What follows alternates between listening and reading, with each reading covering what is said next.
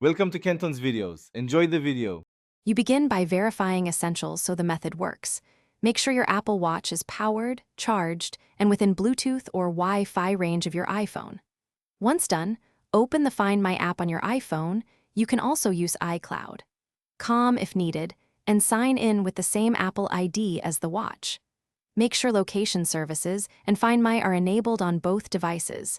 This authorizes sharing and accuracy. These first steps establish connectivity and permissions before you actually locate the device. Now you locate the watch in Find My.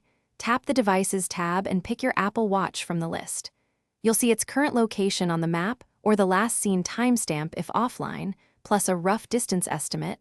This helps you judge how far to travel. Use Play Sound to make the watch emit a chime if it's nearby, or choose directions to get turn-by-turn navigation. These tools combine visual, auditory, and navigational cues so you can find the watch faster and understand why it's where it is. Finish by handling edge cases. If the watch shows offline, enable Notify when found so you get an alert when it reconnects, and consider Lost Mode to lock the device and display a contact message.